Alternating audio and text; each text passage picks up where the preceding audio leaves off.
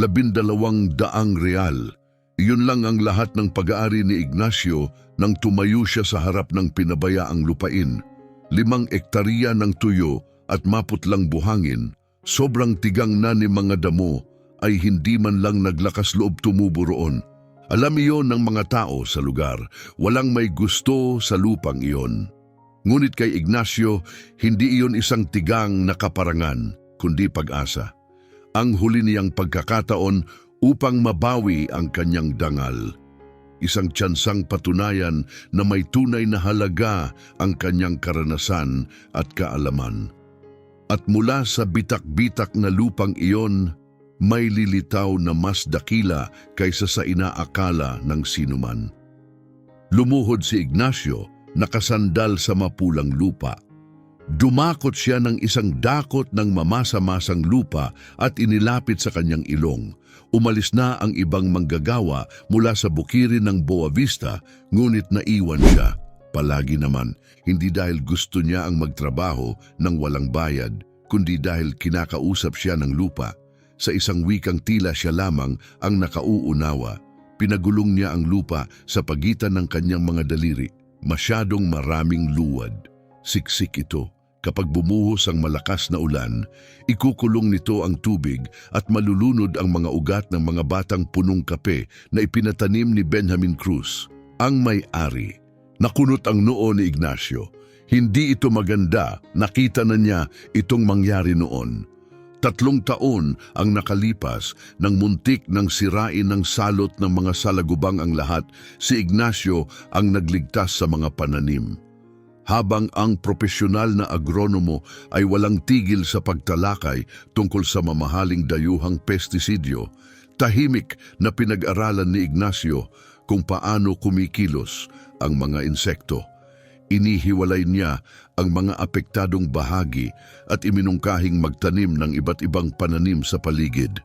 Nagbunga iyon, tumaas ng 30% ang produksyon noong taong iyon. Kinilala ba ni Benjamin ang kanyang tulong sa publiko? Hindi man lang. Sa halip, pinuri niya ang lalaking naka-lab coat. Si Ignacio ay nakatanggap lamang ng tahimik na bonus na ₱100. Walang palakpakan, walang pagkilala, ngunit hindi iyon gaanong ikinabahala ni Ignacio. Sapat na para sa kanya ang makitang umunlad ang mga pananim. Inalagaan niya ang mga iyon na para bang sarili niyang mga anak na babae. Hindi niya kailangan ng papuri upang gawin ang tama. Sa kanyang luma at pudpud na kwaderno, masinsin at mabagal siyang nagsusulat, mga petsa, ulat ng panahon, mga resulta. Gumuguhit siya ng mga may sakit na dahon, nagtatala ng mga huwaran ng ulan.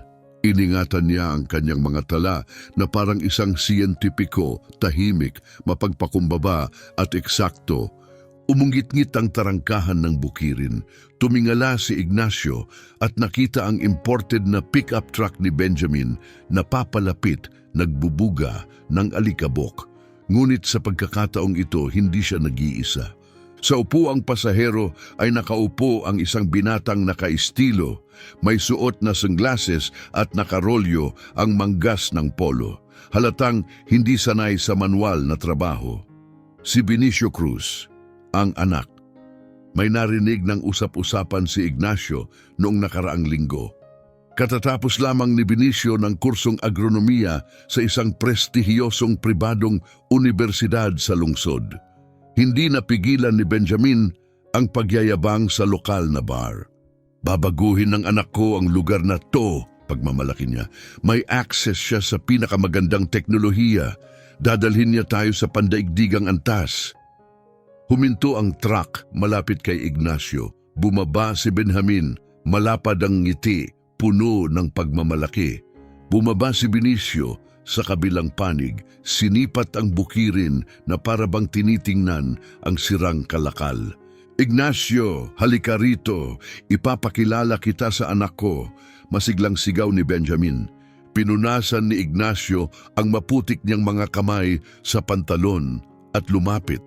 Inilahad niya ang kanyang kamay. Ikinagagalak kitang makilala, Ginoo.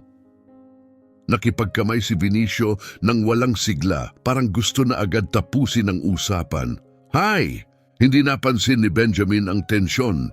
Abala siya sa pagpapaliwanag ng engrandeng plano, kumpas ng kumpas habang nagsasalita. Gusto ni Benicio na i-upgrade ang lahat, sabi niya. Monokulturang soya, mabibigat na makina, dekalidad na kemikal, mabilis ang resulta. Yung mga luma intercropping legumes, panahon na yon. Sumikip ang dibdib ni Ignacio. Monokultura sa lupang maraming luwad, mga chemical na walang crop rotation. Masisira ang bukirin sa loob ng 2 taon. Huminga siya ng malalim.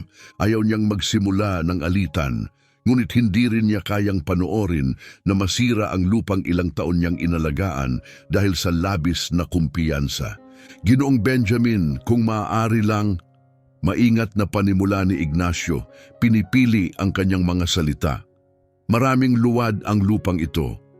Kapag pinisil ng mga makina at hindi nagpalit-palit ng pananim, titigas ito na parang semento. At ang mga chemical, talaga? Singit ni Benicio, nakataas ang kilay. At saan ka nag-aral para masabi yan? Bumigat ang katahimikan. Lunok si Ignacio. 6 na taon na akong nagtatrabaho sa lupang ito. Kilala ko kung paano ito kumikilos. Kaya alam mo, tuyong tawa ni Benicio sabay lingon sa ama. Pa, seryoso ka ba? Hahayaan mong questionin ng isang manggagawa ang proyektong nakabatay sa siyentipikong pananaliksik? Nagpalipat-lipat ang tingin ni Benjamin sa kanilang dalawa. At sa sandaling iyon, nakita ni Ignacio ang pasya sa mga mata ng kanyang amo. Ignacio, alam kong mabuti ang intensyon mo, sabi ni Benjamin. Pilit na mahinahon, ngunit may bahid ng pagwawalang bahala. Pero may training si Benicio. Alam niya ang ginagawa niya. Igalang natin yon. Nakangiting mayabang si Benicio, nakatiklop ang mga braso. Nag-init ang mukha ni Ignacio, hindi sa galit, kundi sa pagkadismaya. Ilang beses na niyang nailigtas ang lupang ito. Ilang ulit na niya itong ipinagtanggol laban sa kapahamakan at tinulungan itong umunlad. At ngayon, tinatrato siya na parang bata dahil lamang sa nagsalita siya. Opo, Ginoo, mahina niyang sabi, ibinaba ang tingin. Pasensya na, gusto ko lang makatulong. Alam ko, sabi ni Benjamin, tapik sa balikat niya ng walang gaanong pansin. Pero hayaan mong si Benicio na ang mga siwa, mas mabuti ito sa ganitong paraan. Sa mga sumunod na araw, ang binata ang namuno. Dumating ang malalaking makina. Malalim na binungkal ang lupa, siniksik at inihanda para sa monokulturang soya. Tumayo si Ignacio sa malayo at nagmasid, palubog ang puso sa bawat maling desisyon. Isang araw, habang nagpapahinga, lumapit si Jose, isa sa mga manggagawa. Uy, Ignacio, sinasabi ng anak ng boss na sinisiraan mo raw ang trabaho niya. Napatigil si Ignacio. Ano? Wala akong sinasabi kahit ano. Sabi niya kay Benjamin, nagpapakalat ka raw ng pagdududa na nilalagyan mo raw ng ideya ang ulo ng mga tao. Parang gumuho ang mundo ni Ignacio. Pagkalipas ng 2 oras, ipinatawag siya ni Benjamin sa opisina. Isang tingin pa lamang sa tensyonadong mukha ng kanyang amo, alam na ni Ignacio, may malaking pagbabagong paparating. Umupo si Benjamin sa likod ng kanyang mabigat na mesa, magkadikit ang mga daliri, mahigpit ang panga. Si Benicio ay nakasandal sa dingding, nakatiklop ang mga braso at may parehong mayabang, nangiting unti-unti ng kinamumuhian ni Ignacio. Maupo ka, utos ni Benjamin. Itinuturo ang silya. Umupo si Ignacio, pawisan ang mga palad. Amoy lumang kape at katad ang opisina. Ignacio, panimula ni Benjamin, at sa tono ng kanyang boses, alam ni Ignacio na wala ng lusot. Palagi kang maaasahan, mabuti kang manggagawa, pero may mga naririnig ako na hindi ko gusto. Ginoo, kung ito po ay tungkol sa sinabi ko, hindi lang iyon, putol ni Benjamin, kundi ang mga sinasabi mo sa buong bukirin. Humakbang pasulong si Benicio. Kaya bakit lumapit sa akin si Ze Antonio at nagtanong kung makakasira ba sa lupa ang monokultura? Bakit sinabi ni Ismael na ikaw raw ang nagsabi sa kanya na hindi gagana ang planong ito? Sumikip ang dibdib ni Ignacio sa matinding pagkadismaya.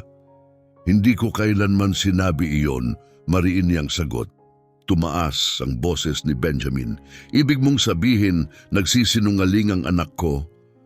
Napatigil si Ignacio. Tumingin siya kay Benjamin saka kay Vinicio at doon niya napagtanto, nahulog siya sa isang bitag. Lumapit si Vinicio, nakatitig ng diretsyo kay Ignacio. Alam mo ba kung ano ang problema mo? Sabi niya. Akala mo mas matalino ka kaysa sa lahat. Hindi mo iginagalang ang papel ko rito. Hindi iyan uubra. Humarap si Ignacio kay Benjamin, umaasang kahit saglit lang makakita ng kahit katiting na pag-unawa. Ngunit matigas at malamig ang anyo ng kanyang amo. Ginoong Benjamin, pakiusap ni Ignacio, nanginginig ang boses. 6 na taon na po akong nagtatrabaho rito noong nangyari ang infestasyon ng salagubang. Naaalala niyo po ba kung sino ang nagligtas sa plantasyon? Malakas na inihampas ni Benjamin ang palad sa mesa. At binayaran kita para doon. Walang may utang sa iyo ng kahit ano. Malinaw ba? Yumuko siya pasulong, matalim ang tinig. May anak akong may diploma ngayon. Gusto niyang dalhin ang bukiring ito sa makabagong panahon. At ikaw, paulit-ulit kang dumarating na may luma mong mga payo. Tapos na ang panahong iyon. Pero Ginoong Benjamin, tama na! Sigaw ni Benjamin habang tumatayo mula sa upuan. Ang mga taong gumugulo ay walang lugar dito. Kunin mo ang mga gamit mo. Aalis ka. Ngayon din. Nanahimik ang silid, isang katahimikang masakit, hindi makagalaw si Ignacio. 6 na taon ng pagsisikap at kaalamang pinaghirapan, itinapon na lang na parang wala. Sinisante niyo po ako? Tanong niya halos hindi makapaniwala. Oo, sagot ni Benjamin nakatalikod na. At huwag ka nang makipagtalo, pinal na ito, mag-empake ka at umalis. Dahan-dahang tumayo si Ignacio, nang hihina ang mga binti. Tumingin siya kay Vinicio na may suot pa ring mayabang ng ngiti para bang may napanalunan. Naalala ng lupa, mahina ngunit tiyak na sabi ni Ignacio. Napatawa si Vinicio. Oo na, kung ano man ang makakatulong sa iyo para makatulog sa gabi. Lumabas si Ignacio ng opisina na malabo ang paningin, hindi dahil sa luha kundi sa matinding, nag-aapoy na pagkadismaya. Hindi siya umiyak, hindi niya ibibigay sa kanila ang kasiyahang iyon. Ngunit sa loob-loob niya, dama niya ang hapdi ng pagtataksil at malalim na pagkabigo. Sa likod ng bukirin, pumasok siya sa maliit na silid kung saan niya itinatago ang kanyang mga gamit. Kinuha niya ang lumang backpack at isiniksik ang 3 set ng damit. Ang mahalaga niyang kuwadernong puno ng tala tungkol sa pagtatanim at ang larawan ng kanyang ina. Pagkatapos, inilabas niya ang kanyang ipon mula sa lihim na taguan. 1,200 real, iyon na lang ang natitira. Ang buong buhay niyang pinaghirapan naging isang maliit na bungkos ng papel na pera. Habang tinatahak niya ang tarangkahan ng bukirin sa huling pagkakataon, pinanood siya ng ilan sa mga manggagawa mula sa malayo. Walang nagsalita. Pinatahimik sila ng takot na mawalan ng sarili nilang trabaho. Sa mga sumunod na araw, kumatok si Ignacio sa bawat kalapit na bukirin. Bukirin ng San Jose, pasensya na hindi kami kumukuha. Santa Cruz, kompleto na ang tauhan namin. Sa bukirin ng Agualimpa, mas matalim ang sagot. Sandali, hindi ba ikaw yung sinisante sa Boa Vista, yung nakaaway ang anak ng boss? Kumalat na ang balita, ikinuwento na ni Benjamin ang sarili niyang bersyon sa lahat. Kinailangan kong paalisin si Ignacio, sabi niya. Nagpapasimula siya ng gulo, sinasabotahe ang mga ginagawa ng anak ko. Delikadong tao. Walang gustong sumugal sa pagkuha ng isang lalaking may tatak na manggugulo. Sa loob ng 3 linggo, nakituloy si Ignacio sa sofa ng pinsan niyang si Rolando. isang munting barong-barong na may 2 silid. Kinuha niya ang anumang trabahong makuha niya, konstruksyon, pagbubuhat ng mga laryo, paghahalo ng semento, pagbabaklas ng mga lumang pader. Nakakapanghina ng katawan, 50 real sa isang araw kapag may makuha siyang trabaho. At kapag wala, tiniis niya kung anuman ang kaya. Hanggang sa dumating ang isang Biyernes ng hapon, isa na namang nabigong interview, isa na namang saradong pinto. Pagod at puno ng pagkadismaya, umupo si Ignacio sa hintayan ng bus. Iniisip na lisanin na ang kanayunan. Baka subukan niya ang buhay sa kabisera, magtrabaho bilang kargador, kalimutan na ang pagsasaka ng tuluyan. Kalimutan ang lupa, kalimutan ang lahat ng dati niyang pinaniwalaan. Doon niya ito nakita. Isang kupas at tabinging karatula ipinako sa isang nakahilig na poste sa gilid ng maruming kalsada. Nababalat ang mga letra. Ipinagbibili, 5 ektarya, 1,200 real. Napatitig si Ignacio. Agad niyang nakilala ang lugar. Kilala iyon ng lahat. Lupain ni Chico, 5 ektarya ng nakalimutang lupa, kilalang kilala sa pagiging walang silbi. Tuyo, maputi alatang lupa. Sinubukan na noon ni matandang Chico ang eucalyptus, nabigo. Mais, nabigo. Kahit kamoting kahoy, hindi nabuhay. Hindi pantay ang lupa, bilad sa araw mula umaga hanggang dapit hapon, walang puno. Walang malapit na tubig, pinakamasamang lupa sa buong rehiyon, isang lugar na walang tumutubo. Iyon ang sinasabi ng lahat. Ngunit may gumalaw sa loob ni Ignacio, isang munting apoy. Muli niyang tiningnan ang karatula. 1,200 real, eksaktong halaga ng lahat ng natitira sa kanya. Isang tinig sa isipan niya ang sumigaw. Baliw ka ba? Uubusin mo ang lahat para sa lupang yan? Ngunit may isa pang tinig na pabulong na sumagot, kalmado at matiyaga. Paano kung hindi ito sayang?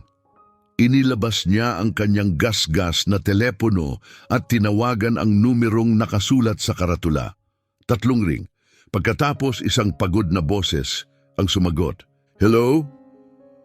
Magandang hapon po. Tumatawag ako tungkol sa lupa. Ipinagbebenta pa po ba? Sa kabilang linya, napatawa ang lalaki sa ginhawa. Oo, salamat sa Diyos at may interesado na rin sa wakas. Kailan mo gustong makita? Tumingala si Ignacio sa langit, tiningnan ang relo, pagkatapos ang kalsadang nasa unahan. Ngayon din, ang pangalan ng nagbebenta ay Diego, isang lalaking nasa edad 70. Minana niya ang lupa mula sa tiyuhin niyang si matandang Chico. Ni minsan, ayaw niyang intindihin ang lupang yon. Nagkasundo silang magkita sa isang bar sa tabing kalsada. Pagdating ni Ignacio, naroon na si Diego, hawak ang isang bungkos ng mga kupas na papeles. Sigurado ka bang gusto mo pa itong makita? Tanong ni Diego, bago pa man sila magkamay. Maging tapat ako sa iyo, iho. Walang kwenta ang lupang yon. Sinubukan ng tiyuhin ko ang lahat. Walang gumana, itatapon mo lang ang pera mo. Alam ko, sagot ni Ignacio, pero gusto ko pa ring makita. Nagkibit balikat si Diego at itinuro ang kanyang lumang pick-up. Sige, pero huwag mong sabihing hindi kita binalaan. Magaspang ang biyahe, puno ng lubak at maluluwag na bato ang daang lupa. Matapos ang 15 minutong pagtalbog-talbog, dumating sila sa isang sirang tarangkahan, kalahating kinain ng anay. Ito na. Bumaba si Ignacio at tumingin sa unahan, nakapanlumo. 5 ektarya ng maputi at mabuhanging lupa, sobrang tuyo na para bang asin ang ikinalat sa ibabaw. Ang mga patay na tuod ng eucalyptus ay nakausli na parang mga buto ng punong kahoy, baluktot at sunog ng araw. Bahagyang paakyat ang lupa, lubos na nakabilad sa matinding init ng hapon. Walang isang punong makikita. Walang bakas ng luntian, walang galaw, walang tunog, walang buhay. Nakikita mo, sabi ni Diego, itinuro ang kawalan. Patay na lupa yan. Sinubukan ng tiyuhin ko ang eucalyptus, mais, kamoting kahoy, lahat na. Walang tumubo. Masyadong tuyo ang lupa, mababaw, masyadong mainit. Wala ng pag-asa. Ngunit hindi nakikinig si Ignacio sa mga salita, nakikinig siya sa lupa. Humakbang siya pasulong, dahan-dahan. Naramdaman niya ang paggalaw ng buhangin sa ilalim ng kanyang bota. Lumuhod siya, dumakot ng isang dakot at hinayaang dumaloy ang pulbos na lupa sa pagitan ng kanyang mga daliri. Mabuhanging lupa, maluwag at may hangin, hindi ito nagsisiksikan. Maganda ang daloy ng tubig. Ito'y humihinga. Itaas ni Ignacio ang kanyang ulo patungo sa nag-aapoy na langit. 4:00 na ng hapon, ngunit matindi pa rin ang araw. 12 oras sa isang araw, tinatamaan ng direktang sikat ng araw ang lupang iyon mula pagsikat hanggang paglubog ng araw. Karamihan sa mga pananim ay mahihirapan sa ganitong tindi ng init. Kailangan nila ng lilim, kanlungan, proteksyon laban sa araw. Ngunit hindi lahat. May mga halamang mas lalong yumayabong sa mga kondisyong kinatatakutan ng iba. Sinipat niya ang bahagyang pahilig na lupa, mga 15 degree ang anggulo. Sapat para dumaloy ang tubig ulan, ngunit hindi labis para tangayin ang lupa kung huhukayin ang mga kanal ayon sa hugis ng lupain. Dadaloy ang tubig ng dahan-dahan, sisipsipin ng lupa imbes na basta umagos palayo. At bigla niyang naalala, 3 taon na ang nakalipas, isang tanghali sa bukirin ng Boa Vista, may nakita siyang gusot na polyeto sa upuan ng truck ng isang supplier. Nakatawag iyon ng pansin tungkol sa isang bagong uri ng sili. Inilarawan ito bilang bikinyo, isang banayad at bahagyang matamis na sili na mataas ang demand sa mga mamahaling restoran sa malalaking lungsod. 3 lamang ang kailangan ng halamang iyon, buong sikat ng araw, mabuhangin at mahusay mag-drain na lupa at kaunting dilig. Sa madaling salita, lahat ng iniiwasan ng tradisyonal na mga magsasaka, iyon mismo ang kailangan nito. Iningatan ni Ignacio ang polyetong iyon. Idinikit niya sa kanyang kuwaderno. Hindi niya inakalang darating ang panahong magiging kapaki-pakinabang ito. Magkano nga ulit ang lupa? Tanong ni Ignacio. Nakaluhod pa rin. Pinaglalaruan ang buhangin sa kanyang mga daliri. 1200, sagot ni Diego, pero handa akong makipagtawaran. Kunin mo na sa 1,000, mabilis niyang dagdag. Gusto ko lang talagang maalis yan sa akin. Hindi agad sumagot si Ignacio. 1,000 real, halos lahat ng natitira sa kanya. Kapag ginastos niya iyon, 200 na lang ang matitira at isang lupang isinuko na ng buong mundo. Walang reserba, walang sasalo, huminga siya ng malalim at nagpasya. Kung tatanggapin mo ang 1,000, maingat na sabi ni Ignacio habang tumatayo, kukunin ko na, ngayon din. Napatitig si Diego sa kanya. Seryoso ka ba? Nakita mo na ang lupa? Walang tumutubo rito? Sayang lang yan. Alam ko kung ano ito, sagot ni Ignacio, diretsyong nakatingin. At gusto ko pa rin. Nagatubili si Diego, saka dahan-dahang kinuha ang bungkos ng papeles sa ilalim ng kanyang braso. Sige, kung yan talaga ang gusto mo, magkita tayo sa tanggapan ng rehistro ng lupa sa Lunes ng umaga. Dalhin mo ang pera, pipirmahan natin ang lahat. Ginugol ni Ignacio ang buong katapusan ng linggo sa maliit na bahay ng pinsan niyang si Rolando, gising magdamag paikot-ikot sa banig. Sa tuwing ipipikit niya ang mata, nakikita niya ang puti at hubad na lupain at naririnig ang bawat boses sa isip na tinatawag siyang tanga. Ignacio, tama na, pakiusap ni Rolando nung Sabado ng umaga. Nagkakamali ka, walang kwenta ang lupang yan, ibenta mo na bago mo pabilhin. Gamitin mo ang pera para lumipat sa lungsod, humanap ng totoong trabaho, yung may kita. Pero hindi ito mabitawan ni Ignacio. May mas malalim pa kaysa lohika ang nagsasabing tama siya. Isang tahimik na katiyakan, mas malakas kaysa pagdududa, mas malakas kaysa takot. Eksaktong 8:00 ng umaga noong Lunes, nakatayo si Ignacio sa harap ng tanggapan ng rehistro ng lupa. Hawak niya ang sobre na puno ng gusot na pera, ang kanyang 1,000 real. Dumating si Diego makalipas ang kaunti, may bahid pa rin ng pag-aalinlangan. Tumagal ng mga 20 minuto ang papeles. Isa-isang ipinaliwanag ng clerk ang bawat probisyon. Maingat na nakinig si Ignacio. Nang oras na ng pagpirma, kinuha niya ang bolpen at isinulat ang buo niyang pangalan, letra kada letra. Nanginig ang kamay niya. Magulo ang ilang titik, ngunit hindi mahalaga. Kanya iyon. Tinataka ng clerk ang mga papeles at iniabot ang titulo. Napabuntong hininga si Diego. Sa'yo na yan, iho. Naway samahan ka ng Diyos. Lumabas si Ignacio ng opisina na may hawak na dokumentong nagpapatunay na may-ari siya ng 5 ektaryang lupa. Sa bulsa niya, 200 real. Sa likod niya, isang luma at kupas na backpack. Nang hapon ding iyon, bumalik siya sa kanyang lupa na ngayon ay tunay ng kanya nang naglalakad. Wala na siyang pamasahe. Halos 2 oras ang lakad sa ilalim ng matinding init.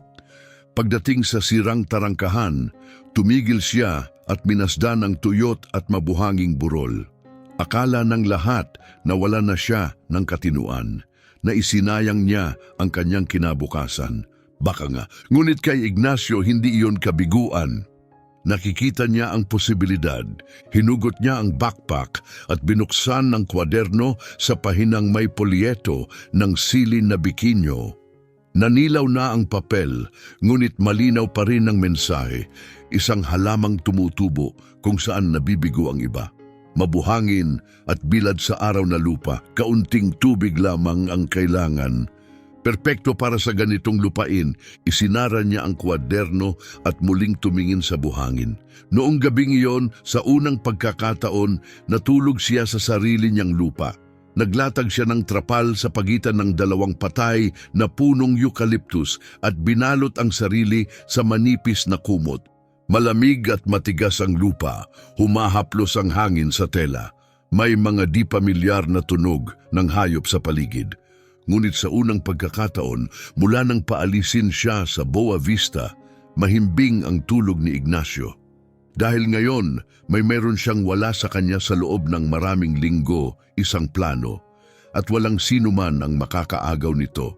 Kinabukasan, nagising siya na tumatama ang araw sa kanyang mga mata. 5:30 ng umaga. Masakit ang bawat kalamnan sa kanyang katawan dahil sa pagtulog sa lupa. Ngunit tumayo siya, pinagpag ang alikabok sa kanyang damit at tumingin sa paligid. Panahon na para magsimula.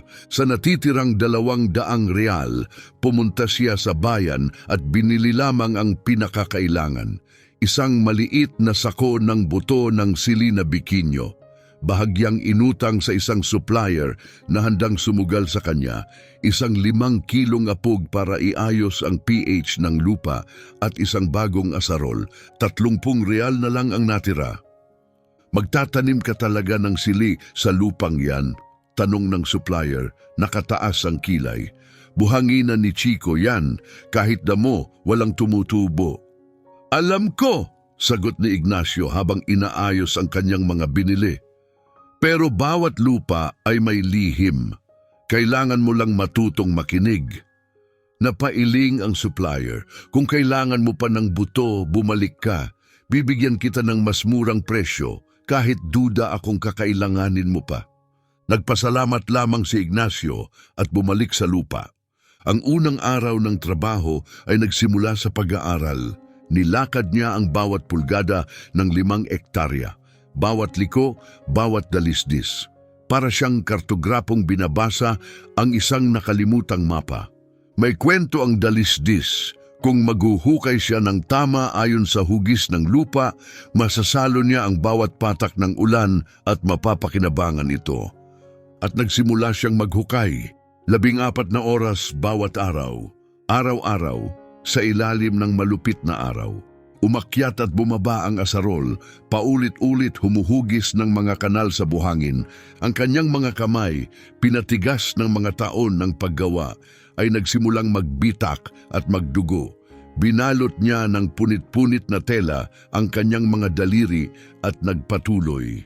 Wala siyang pera para umupa ng katuwang. Halos sapat lang para kumain. Sa huling pera niya bumili siya ng itlog at harina. Gumawa ng farofa. Tumagal yon ng 3 araw.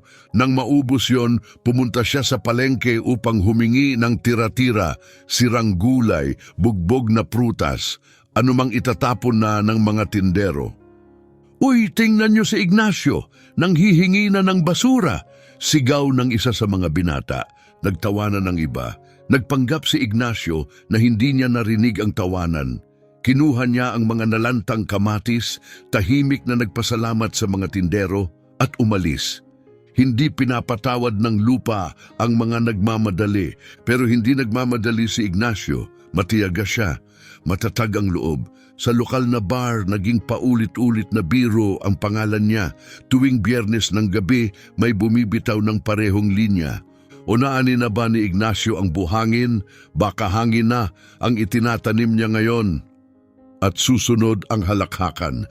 Maging si Rolando, ang pinsan niya, ang tanging nagbigay sa kanya ng matutuluyan, nagsimula na ring umiwas sa usapan. Isang tahimik na linggo ng hapon nang dumaan si Ignacio para maligo. Umupo si Rolando sa tabi niya, seryoso ang muka. "Ignacio," mahinahon niyang sabi, "ayokong paulit-ulit pero hanggang kailan mo ito ipagpapatuloy? Mahigit 1 buwan na, mas pumayat ka lalo, sunog sa araw, lupaypay na lupaypay, lahat para sa lupang wala pang naibubunga kahit ano." Tiningnan ni Ignacio ang mga mata ng pinsan, kita niya roon ang tunay na pag-aalala. "Kaunti na lang, Rolando," mahina niyang sagot. "Malapit ko nang matapos ang paghuhukay ng mga kanal. Kapag dumating ang unang malakas na ulan, makikita mo." "At kung hindi gumana?" Mahina ring tanong ni Rolando. Hindi sumagot si Ignacio, wala siyang kasagutan. Habang mag-isa si Ignacio na nagpapakahirap sa ilalim ng nag-aapoy na araw, naghuhukay ng mga kanal sa lupang isinuko na ng lahat, nagsisimula namang lumitaw ang problema sa Fazenda Boa Vista. Sa una, mukhang maayos ang mga soybean na itinanim ni Vinicio, pero nagbago ang lupa. Mas tumigas, mas sumiksik, mas nawalan ng buhay. Pinisil ng mabibigat na makina ang lupa ng todo, halos hindi na ito makahinga. Dahil nag-aalala, nagpasok si Benjamin ng consultant mula sa isang kumpanya ng agrochemical. Sinuri ng lalaki ang mga taniman, nagpa-test at ibinigay ang hatol. "Nagsisimula ng mapagod ang lupa," sabi niya. "Kailangan niyong doblehin ang abono at gumamit ng mas matapang na pestisidyo. Iyan lang ang paraan para makontrol ang mga peste na siguradong lalabas." "Mas maraming kemikal?" tanong ni Benjamin, halatang nababahala. "Kapag tama ang paglalagay, hindi maaapektuhan ang ani," paniniguro ng konsultant. "Magtiwala lang sa proseso." Hindi nag-atubili si Vinicio. Eksakto. Ang modernong pagsasaka kailangan ng modernong solusyon. "Sige, ituloy natin," kumpiyansa niyang sabi. Pero sa loob-loob ni Benjamin, may umuusbong na pagdududa. Naalala niya ang babala ni Ignacio tungkol sa sobrang pagsiksik ng lupa, tungkol sa pagpatay sa mabubuting mikrobyo na nagpapabunga sa lupain. Noon, inakala niyang insulto iyon sa anak niya. Ngayon, itinulak niya palayo ang isip. Nag-aral si Vinicio, sabi niya sa sarili. Alam niya ang ginagawa niya. Sa buhanginan, natapos ni Ignacio ang mga kanal. 42 araw na diretsong trabaho sa ilalim ng araw. Kumipot ang katawan niya. Halos 10 kilo ang nawala. Pero habang tinitingnan niya ang hanay ng perpektong kurbadong mga hukay, umapaw ang pagmamalaki sa dibdib niya. Hindi man malaki, pero kanya iyon. Trabaho niya iyon. Totoo, ngayon kailangan ng sustansya ang lupa. Wala siyang pera para sa komersyal na abono, kaya ginawa ni Ignacio ang lagi niyang ginagawa. Nag-angkop. Nakahanap siya ng mga pinabayaang kulungan ng baka at sinalok ang tuyong dumi na walang pumapansin. Pabigat ang sako sa likod niya habang naglalakad siya ng ilang kilometro. Hinalo niya ang dumi ng baka sa mga bulok na prutas at gulay, na kinukuha niya sa palengke at gumawa ng sarili niyang compost. Nagtanim siya ng leucena, isang legumbre na naglalagay ng nitrogen, sa mga gilid upang natural na pagandahin ang lupa. Araw-araw, dinidiligan niya ang mga batang punla ng sili gamit ang tubig na binubuhat niya sa mga balde mula sa isang maliit na sapa na kalahating kilometro ang layo. Pabalik-balik, balde kada balde, 103 araw matapos niyang bilhin ng lupa, sa wakas bumigay ang langit.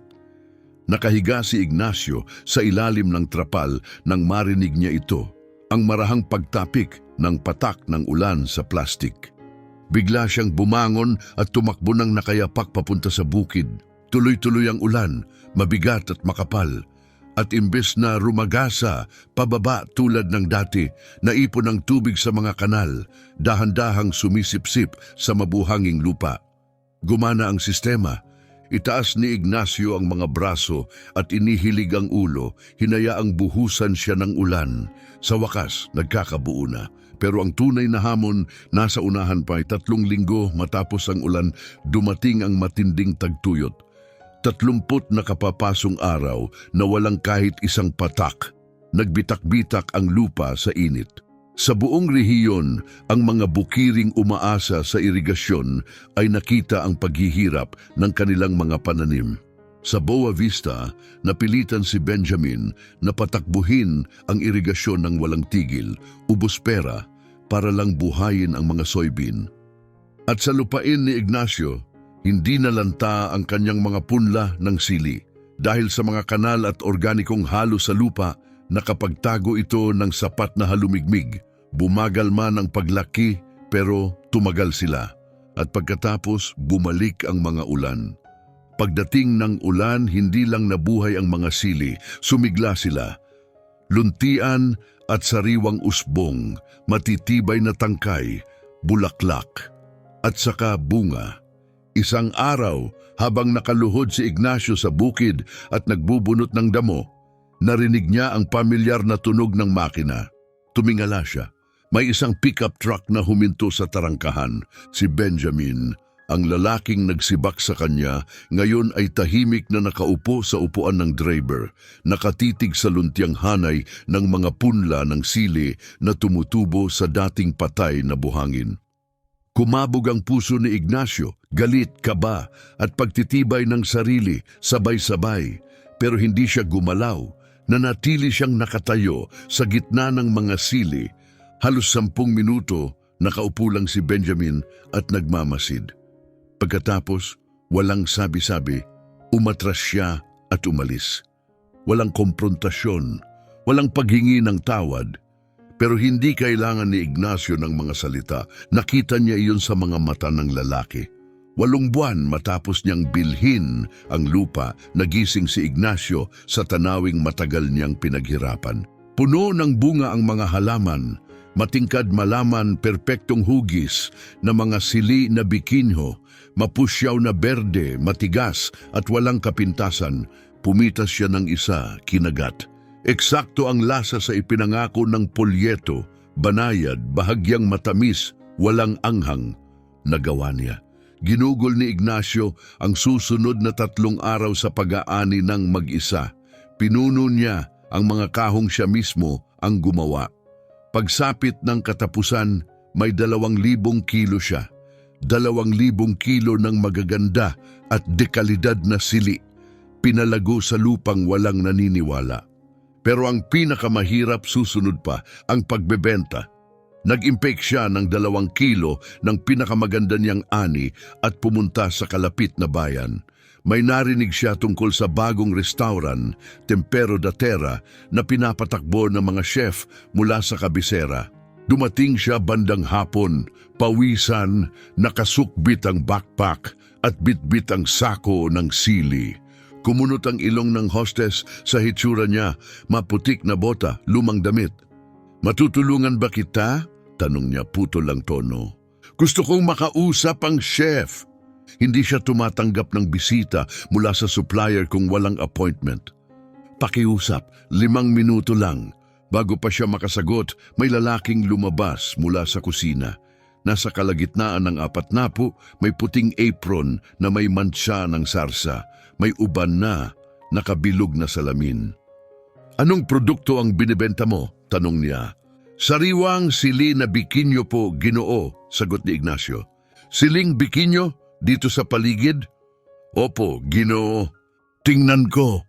Binuksan ni Ignacio ang bag. Kumuha ang chef ng isang sili, itinaas sa liwanag, bahagyang pinisil sa kakinagatang dulo. Dahan-dahan siyang ngumunguya. Tensyonado ang katahimikan, 5 segundo, parang 5 oras. "Saan mo nakuha to?" tanong ng chef sa wakas. "Ako po ang nagpalago." "Ikaw ang nagpalago," ulit niya gulat na gulat. "Dito, gourmet na siling bikinyo?" "Opo, Ginoo." Muling iniikot ng chef ang sili sa kanyang kamay. Perpekto ang tekstura, malinis ang lasa, pantay-pantay ang sukat. Tumingin siya kay Ignacio. "Gaano karami ang meron ka?" 2,000 kilo. Lumaki ang mga mata ng chef. 2,000, ulit niya halatang humanga. "Iho, bibigyan kita ng 14 na real kada kilo." "Gaano karami ang kaya mong ibigay ngayon?" tanong ng chef. Halos manghina ang tuhod ni Ignacio. 14 na real kada kilo, ulit ng chef. 2,000 kilo, mabilis niyang kwenta.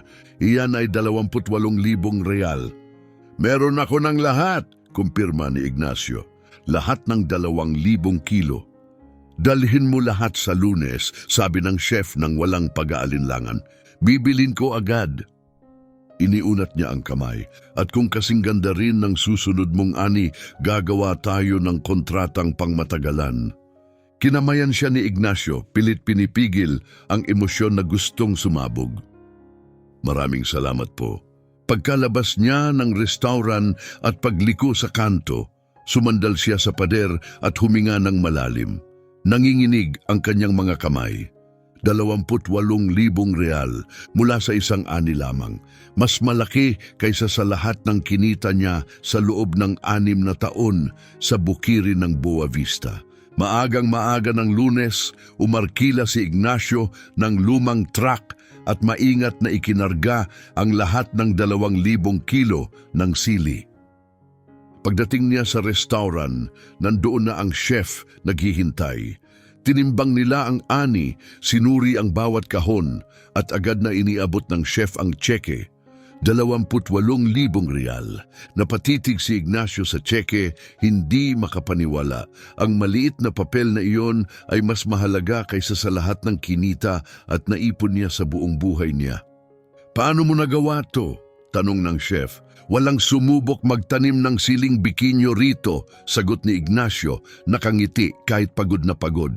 "Inalam ko lang kung ano ang kailangan ng lupa at nakipagtulungan ako rito, hindi ko nilabanan."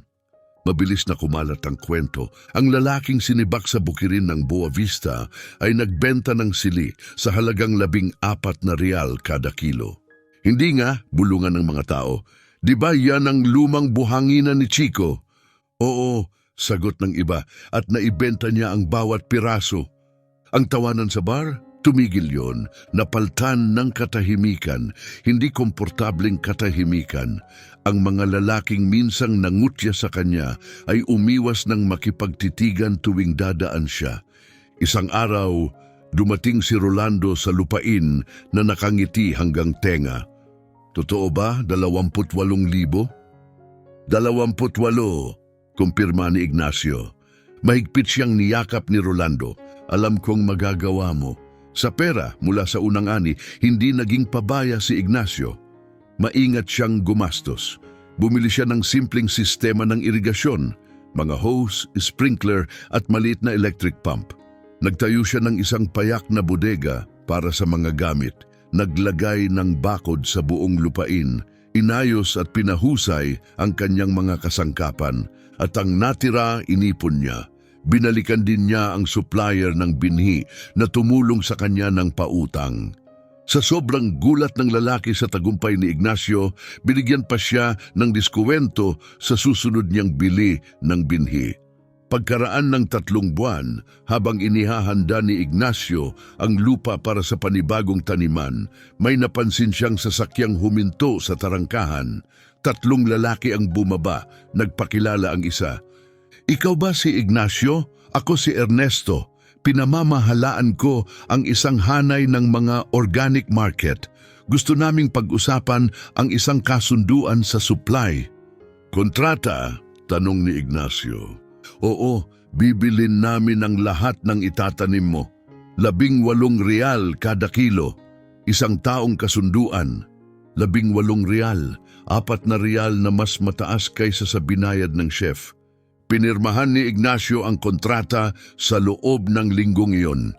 Pagkatapos 2 pang restaurant ang nakipag-ugnayan, bigla gusto na ng lahat ang siling bikinyo mula sa nakalimutang buhanginan ni Chico. Ang lupang walang naniwala ay naging bukal ng kayamanan at ang lalaking hindi sineryoso ng sinuman ay nagpatunay na ang tunay na kadalubhasaan ay hindi laging nagmumula sa silid-aralan. Minsan, nagmumula ito sa pakikinig, sa lupa, sa karanasan at sa likas na pakiramdam. Ngunit ang pinakamabigat na bahagi ng kwento ay hindi pa dumarating. Sa bukirin ng Boa Vista, mabilis na lumala ang mga pangyayari. Nagpatawag si Benjamin ng emergency meeting isang Sabado ng umaga. Ang 3 pangunahing investor ay nakaupo sa dating masiglang silid-pulong. Ngayon ay puno ng tensyon. Mga Ginoo, panimula ni Benjamin, iniiwasan ang kanilang mga mata. Kailangan kong magsabi ng totoo. Sa unang pagkakataon sa loob ng 15 taon, malulugi ang bukirin. Nanahimik ang silid. Malulugi? Malakas na sabi ni Augusto, isa sa mga investor, sabay hampas sa mesa. Sinabi mong magpapataas ng kita ang modernisasyon. Napabuntong hininga si Benjamin. Tumaas sa umpisa, pero mas mabilis na nasira ang lupa kaysa sa inaasahan. Kinailangan naming dublehin ang gastos sa abono at triplehin ang paggamit ng pestisidyo. Naging sobrang siksik ang lupa at hindi na makadaloy ang tubig. Nang dumating ang huling mga ulan, nalunod ang mga ugat, nawalan kami ng 20% ng ani. At si Vinicio, tanong ng isa pang investor, nasaan ang anak mo? Yung sinasabing magbabago ng lahat? Ibinaluktot ni Benjamin ang ulo. Umalis na siya, bumalik sa lungsod. Nagtatrabaho ngayon sa isang tindahan ng supply. Kitang-kita ang pagkadismaya sa kanyang tinig. Ibinuhos niya ang lahat ng tiwala sa kanyang anak. Binalewala niya ang mga babala. At ngayon, nasasaksihan niyang gumuho ang lahat. Magkano ang lugi? Muling tanong ni Augusto. 230,000 real. May nagmura ng mahina. Nagpatuloy si Benjamin, halos pabulong na. Kailangan naming ibenta ang bahagi ng bukirin para mabayaran ng mga utang. Mga 20 hektarya. Nagtapos ang pulong sa katahimikan. Isa-isang umalis ang mga investor, walang imik. Nanatili si Benjamin nakatitig sa mga lumang larawan sa dingding, mga nakangiting mukha, mga record na ani. Ngayon, kabiguan at saka parang alon bumalik ang mga alaala, ang araw na sinibak niya si Ignacio, ang gulat at sakit sa mukha ng binata. Ang mga babala tungkol sa pagsisiksik ng lupa sa mga mikroorganismo sa pakikinig sa lupain. Naalala niya at bumigat ang pagsisisi na parang bato sa dibdib. Nang hapong iyon, sumakay si Benjamin sa kanyang pick-up at nagmaneho, walang tiyak na patutunguhan. Kailangan lang niyang makalayo. Hindi niya namalayan, napunta siya sa daan patungo sa dating buhanginan. Muntik na niya itong lagpasan, ngunit may kung anong nagudyok sa kanyang huminto. Bago na ang tarangkahan, may kahoy na karatulang nakasabit, Sitio Valle Verde, Green Valley Farm. Huminto siya at tumingin, hindi mapag-aalinlanganan ang pagbabago. Kung saan dati ay may patay na buhangin at baluktot na tuod ng puno, naroon ngayon ang luntiang hanay ng mga sili, malusog at masagana. Isang bodega na may makinang na bubong na yero, bagong bakod, maayos na sistema ng irigasyon at sa malayo si Ignacio. Mas matatag kaysa noon, matayog ang tindig, nagbibigay ng tagubilin sa dalawang mas batang manggagawa habang pinuputulan nila ang mga halaman. Nanatili si Benjamin sa loob ng truck, nakahawak sa manibela, hindi maalis ang tingin sa tanawing nasa harap niya. Pinamukadkad ni Ignacio ang buhay sa lupang dating alikabok lamang. At si Benjamin, may makina, kemikal at pera, ay unti-unting sumipsip ng buhay mula sa matabang lupa. Masakit ang kabalintunaan, inisip niyang bumaba, lumapit, magsabi ng kahit ano, ngunit pinigilan siya ng kanyang pride, nakapirmi ang kamay sa hawakan ng pinto. Ano nga ba ang masasabi niya? Pasensya na sa pagsibak sa'yo. Pasensya na at hindi ako nakinig. Pasensya na at mas pinili ko ang kayabangan kaysa karunungan. Walang silbi ang mga salita. Itaas ni Ignacio ang ulo at napansin ang truck. Agad niya itong nakilala. Nagtagpo ang kanilang mga mata mula sa magkabilang dulo ng bukid, si Benjamin sa loob ng sasakyan at si Ignacio matatag na nakatayo sa gitna ng mga sili. Walang kumpas ng kamay, walang tango. Tanging ang titig na iyon sa pagitan nilang dalawa. Pagkatapos, umatras ang truck ni Benjamin at tuluyan siyang umalis. Lumipas ang 6 na buwan, inani ni Ignacio ang kanyang ikalawang ani, 3,500 kilo. Mas maganda pa ang mga sili kaysa noong una. Alam na niya ang eksaktong oras ng pamimitas, eksakto ang pagpuputol, pinakamataas ang kalidad. Naibenta niya ang buong ani sa 18 real kada kilo. Iyon ay 63,000 real mula sa isang ani lamang. Sa kinita, bumili siya ng 2 pang ektarya ng katabing lupa. Kumuha siya ng isa pang full-time na manggagawa. At nagsimula siyang mag-alok ng bayad na konsultasyon sa maliliit na magsasaka sa lugar na gustong pumasok sa mga espesyal na pananim. Paano mo napabubunga ng ganyan ang lupa? Tanong ng isang magsasaka sa isang pagbisita. Ngumiti si Ignacio. Hindi ko nilalabanan ng lupa, sabi niya. Pinagmamasdan ko ito. Inaalam ko kung ano ang gusto nitong maging at tinutulungan ko itong makarating doon. Kumalat ang kanyang pangalan, ang binatang ginawang hardin ng buhangin, ang taong nagpalago ng ginto mula sa alikabok. Hindi tao ng teorya, kundi ng resulta. Sa bar, wala ng biro. Puro respeto na lamang. At sa bukirin ng Boa Vista, 1 linggo ng umaga, 14 na buwan matapos sibakin si Ignacio, bumalik si Benjamin.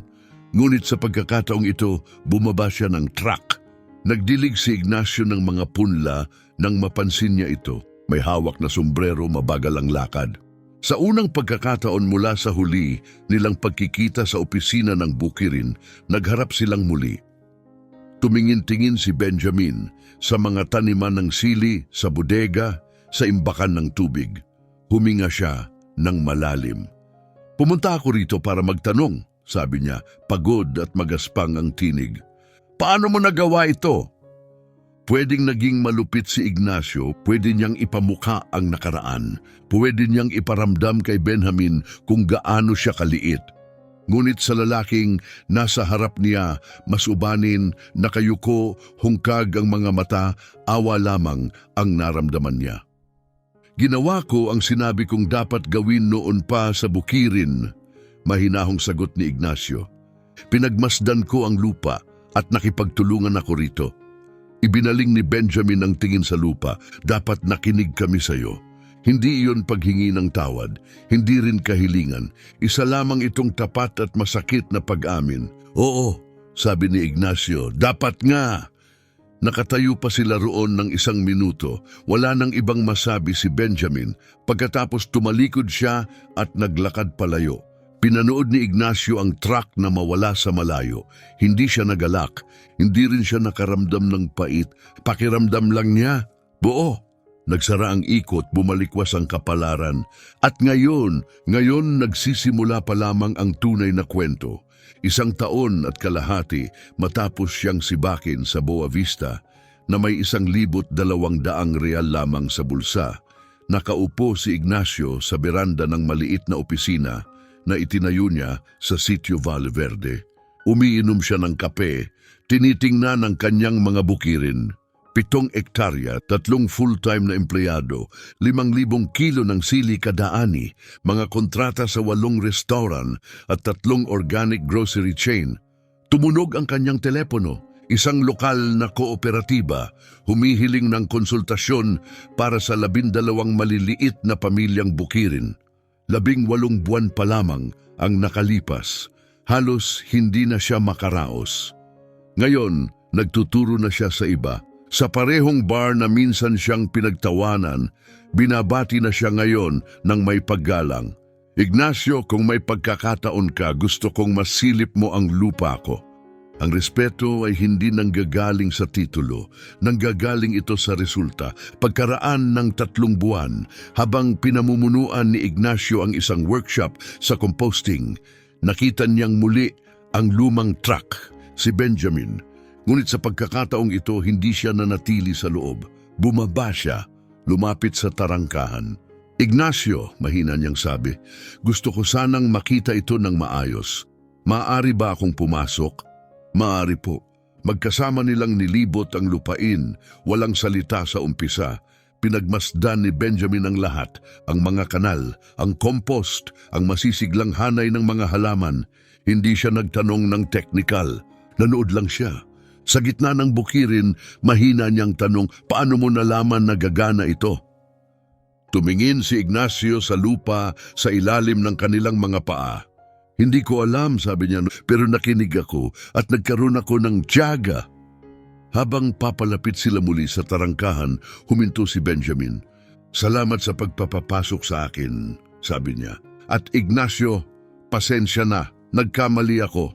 Ito ang unang tunay na paghingi ng tawad. Alam ko po, Ginoong Benjamin, sagot ni Ignacio. At ayos lang, nangyayari ang mga bagay sa paraang nararapat. Iniunat ni Benjamin ang kamay. Kinamayan siya ni Ignacio. Hindi iyon pagkakaibigan, ngunit iyon ay pagsasara. Pagkaraan ng 6 na buwan, naging huwaran ng bukirin ni Ignacio. 10 ektarya, 5 empleyado, mga bagong pananim na sinusubukan. Nakabili pa siya ng isang simpleng bahay sa bayan, bayad ng buo. Isang maaraw na linggo, dumating si Rolando na may dalang 2 bote ng serbesa. Uy, naaalala mo ba nang sabihin kong sumuko ka na sa lupang yan? Natawa si Ignacio. Naalaala ko. Mali talaga ako, no? Hindi iyon tapang, sabi ni Ignacio. Desperasyon iyon na naging paniniwala. Tahimik silang umupo, umiinom habang lumulubog ang araw. So, ano na ngayon? Tanong ni Rolando. Ngayon, sabi ni Ignacio, nakatanaw sa mga bukirin. Ngayon mas marami pa akong tinutulungan. Maraming lupa diyan na akala ng mga tao ay walang silbi, pero hindi nagsisinungaling ang lupa. Tinutugunan lang nito kung paano mo ito tratuhin. Pagkalipas ng 2 taon mula nang siya'y itaboy, nakatayo si Ignacio sa gitna ng 10 ektarya na kanya na ngayon. 5 manggagawa sa likuran niya, mga pick-up truck na nagkakarga ng mga kahon ng sili.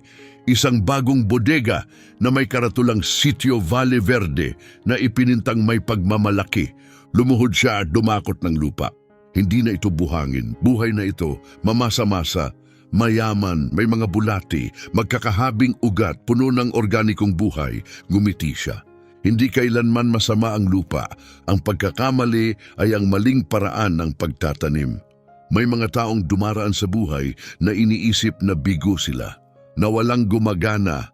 Iyon din ang sinabi kay Ignacio, na walang pag-asa ang lupa. Ngunit hindi kailanman lupa ang problema, kundi ang hindi pag-alam kung paano at ano ang itatanim. Ganon din ang buhay.